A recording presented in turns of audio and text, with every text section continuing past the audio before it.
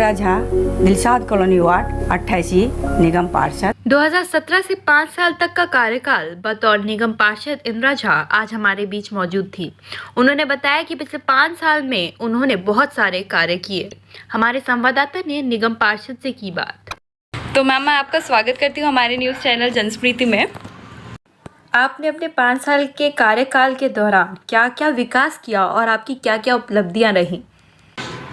छवि जी, पहले आपको मैं नमस्कार करती हूँ आपकी मीडिया से, और उसके बाद मैं कहना चाहती हूँ, जब 2017 में मैं चुन के आई तो मेरा एक ही उद्देश्य था, मानव सेवा, और उसके साथ साथ मेरा उद्देश्य था स्वच्छ वार्ड, स्वस्थ वार्ड, शिक्षित वार्ड और श्रेष्ठ वार्ड। क्योंकि मैं पार्षद ही काउंसलर हूँ, सबसे प्राथमिकता मैंने दिया सफाई की, स्वच्छता की, जो हमारे वार्ड में कहीं कूड़ा ना दिखे।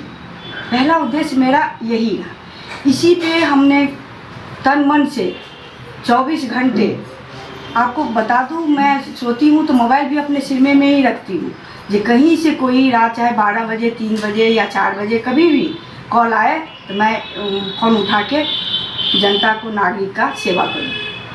स्वच्छता में मेरा वार्ड, मैं आपको बता दूं, आज के डेट में 64 वार्ड में सर्वश्रेष्ठ आया है अपना वार्ड, दिलशाद कॉलोनी वार्ड। उसके बाद दूसरा विजन था स्वास्थ्य के ऊपर, तो स्वास्थ्य में प्राइमरी, एमसीडी के पास प्राइमरी हेल्थ है, एक अपने पास दिलशाद कॉलोनी में मैटरनिटी है, डिस्पेंसरी है, माँ जानकी प्रसूति गृह के नाम से है।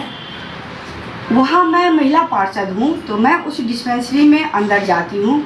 जो बहनें, बेटियाँ बच्चा जनने के लिए आते हैं, आपको बता दूँ, मैं उनसे पूछती हूँ कि बहन आप कहाँ से आ रही हो, तो कोई कह रहा है सोनिया विहार, गगन विहार, गांधी नगर, करावल नगर।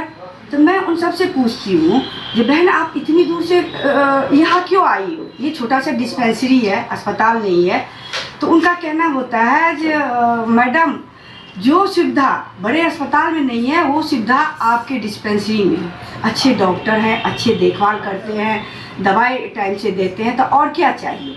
तो मेरी ऊर्जा मतलब और बढ़ जाती है, जो मतलब मेरा मतलब काम जो मैं करती हूँ वो सफलता मुझे दिखाई पड़ता है। उसके बाद आ जाओ शिक्षा, तीसरे नंबर की शिक्षा है।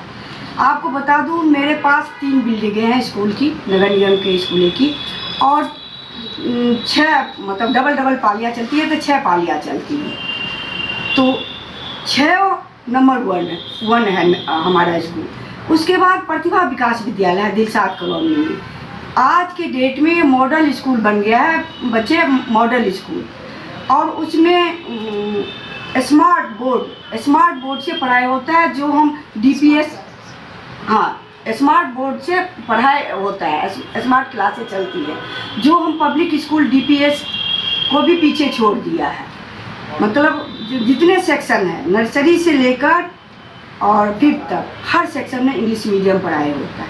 उसके बाद वहाँ NGO के थ्रू छोटे बच्चे को देखो स्किल डेवलपमेंट का कोर्सें सिखाई जाती है। जो बच्चे को मान लीजिए मोबाइल में इंटरेस्ट है तो मोबाइल रिपेयरिंग की क्लासें होती है, जिनको कंप्यूटर में इंटरेस्ट है तो कंप्यूटर की क्लासें होती है, जिनको डांस में इंटरेस्ट है तो डांस की क्लासें होती है, जो बेटियां को सिलाई में इंटरेस्ट है तो उनको सिलाई सिखाई जाती है। मतलब हर तरह के खेल कूद से लेके हर सब्जेक्ट पर स्किल डेवलपमेंट किया जाता है। तो हमारा प्रतिभा विकास विद्यालय नंबर 1 है, पूर्वी दिल्ली नगर निगम के स्कूलों में नंबर 1 आया है। ये सब जब मैं सुनती हूँ तो मुझे बहुत मतलब ऊर्जा मिलता है। मैं सोचती हूँ जो मैं अपना जो मेहनत किया है, 5 साल जो मैंने लगाया है दिन रात एक करके, वो सफलता की ओर मैं देखती हूँ। हाँ, तो मैम इसी के साथ साथ मैं जानना चाहूँगी कि आप अगली बार फिर से आएंगे तो अपने मैनिफेस्टो में क्या क्या रखेंगे? देखिए, अभी तो मैंने श्रेष्ठ वार्ड तक पहुंचा दिया अपने वार्ड को, अब रोल मॉडल वार्ड मैं बनाऊंगी।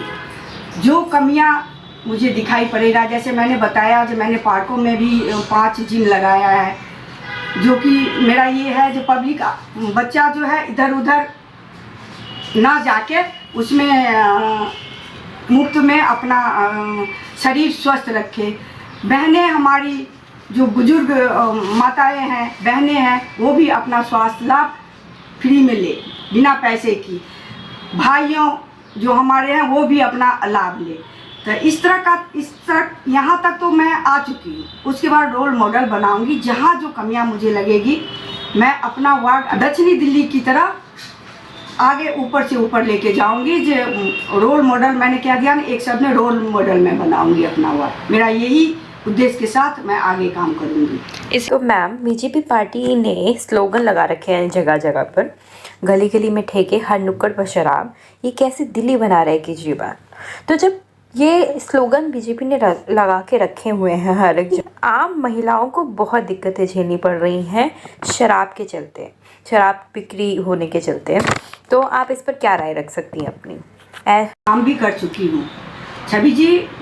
C4 में दिलशाद कॉलोनी, वो दिलशाद कॉलोनी वार्ड में ही आता है, वहाँ ठेका खुल गया था।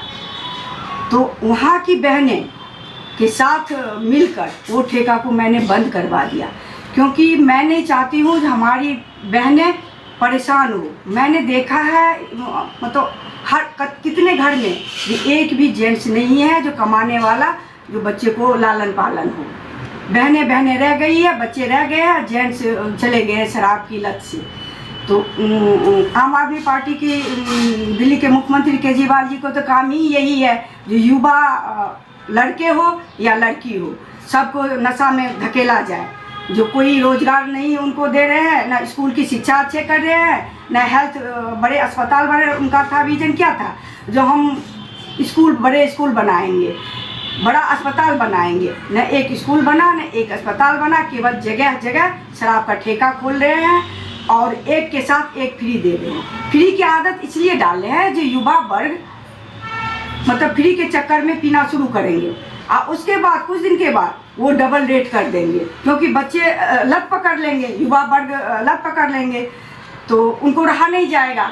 आदमी सब रुक नहीं पाएंगे, तो वो अपनी घरवाली को मारेंगे, उनके गहने बेचेंगे, स्कूल की फीस नहीं दे पाएंगे, दवाई की ज़रूरत पड़ेगी तो वो दवाई के लिए पैसे नहीं छोड़ेंगे, लेकिन उनको पीने के लिए शराब चाहिए। तो केजरीवाल का यही नीति है कि घर घर ठेका खोलो। और बता दूँ आपको, बेटियां के लिए भी, महिलाएं के लिए भी पिंक शराब के ठेका खोलने जा रहे हैं, कई जगह खुले भी हैं। देखिए आपको बता दूँ, मैं लेडीज हूँ, हमारी बेटी, हमारी बहनें सृष्टि रचयिता है, उसको वो सृष्टि को आगे बढ़ाती हो। कैसे आगे बढ़ाएगी? जब शराब के लत में केजरीवाल डाल देगा तो बच्चा भी शराबी ही निकलेगा, वो भी सही बच्चा नहीं निकलेगा। तो केजरीवाल का यही है जो दिल्ली को नशेड़ी में हम धकेल दें। देखिए पंजाब में जाके वो कहते हैं कि नशा मुक्त करूँगा, पंजाब को नशा मुक्त वो करेंगे, लेकिन दिल्ली के युवा वर्ग को नशा गली गली में ठेके खोलने, एक के बदले एक फ्री दे। उनका काम यही है।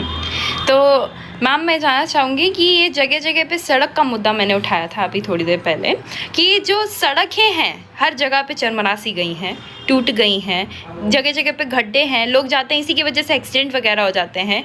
क्या कहेंगे आप इस चीज़ पर? मैं कहूँगी केजरीवाल, आप देखिए 7 साल में एक भी विकास का काम नहीं किया, सड़क कहीं नहीं बना है। वो सारे पैसे आप शराब के घोटाले में 3500 करोड़ रुपए से घोटाला उन्होंने किया है। इसी तरह स्कूल में उन्होंने एक कमरे 30-40 लाख में एक कमरे बनाए। हर जगह घोटाला कर करके विज्ञापन में वो पैसा खर्च कर रहे हैं। भाई घोटाला करके डेवलपमेंट में नहीं खर्च कर रहे हैं, विज्ञापन में कर रहे हैं। तो कहाँ से वो सड़क बनाएंगे, कहाँ से नाला बनेगा? वो हम लोग का भी फंड रोक के ना, वो केवल विज्ञापन में लगा रहे हैं, जो विज्ञापन से हमारा प्रचार प्रसार हो, हम चमकते रहे। तो उनका काम ही है, डेवलप बिल्कुल जीरो हो गया है दिल्ली। हम 30 साल पीछे हमें धकेल दिया गया है। जब से केजरीवाल आया तब से हम 30 साल पीछे चले गए हैं। एक भी आप बता दीजिए, एक भी डेवलपमेंट का काम नहीं हुआ। कह रहे थे हम यूनिवर्सिटी खोलेंगे, एक भी यूनिवर्सिटी नहीं खुली। कुछ डेवलपमेंट का काम केजरीवाल जी कर ही नहीं हैं, केवल प्रचार प्रचार प्रसार प्रचार प्रचार। देखिए प्रदूषण के लिए उन्होंने किया एक भी काम किया? वो आप जो देख रहे हैं पानी का छिड़काव हो, एमसीडी की गाड़ी चल रही है, पानी का छिड़काव हो रहा है। कहीं कोई व्यवस्था केजरीवाल जी कर ही नहीं रहे हैं। आज जगह जगह आप देखिए, ये JNK में हमारे पास 28 पार्क है, उसको डेवलपमेंट हम कर रहे हैं। सीजन में हम पेड़ पौधे लगा रहे हैं जो ऑक्सीजन मिले। कोरोना काल में आपने देखा होगा, जो कोरोना काल में आप केजरीवाल ने हाथ ऊपर कर खड़ा कर दिया था, जो मुझसे नहीं संभलेगा दिल्ली, मुझसे नहीं संभलेगा दिल्ली। तब माननीय अमित शाह जी ने दिल्ली को संभाला, उन्होंने बेड बढ़ाया, उसके बाद वेंटिलेटर उन्होंने बढ़ाए, उसके बाद ऑक्सीजन बढ़ाए। उन्होंने कह दिया कि हमारे पास, हम कुछ नहीं कर सकते हैं दिल्ली को जनता के लिए, मरने के लिए केजरीवाल जी ने छोड़ दिया। मैं धन्यवाद देती हूँ अपना गृह मंत्री जी को, अमित शाह जी को, जो उन्होंने ऑक्सीजन की व्यवस्था की, वेंटिलेटर की व्यवस्था की और बेड की व्यवस्था की, इसीलिए हम लोग सुरक्षित हैं। इसी के साथ साथ आप हमारे दर्शकों को जन से अपने विचार व्यक्त कीजिए। देखिए, मेरा एक ही उद्देश्य है। मैं शुरू से, क्योंकि मैं महिला हूँ, मैं परिवार भी चलाती हूँ और पॉलिटिक्स में भी मैं आ गई हूँ। जो भी दायित्व हमें दिया गया है, वो दायित्व हम मेहनत, ईमानदारी और लगन से हम उसको निभाएं, तो ज़रूर हमारे परिवार के हो, चाहे आप सर्विस में कर रहे हो, चाहे बिजनेस कर रहे हो, चाहे पढ़ाई के लाइन में, ज़रूर सफलता मिलेगी। बस इसी उद्देश्य के साथ, मैं बालकाल में मेरी शादी हो गई थी, मैं तब से इसी उद्देश्य के साथ अपने परिवार में और पॉलिटिकल में मैं लगी हूँ, तो कामयाबी पर मैं पहुँच गई हूँ। बहुत धन्यवाद।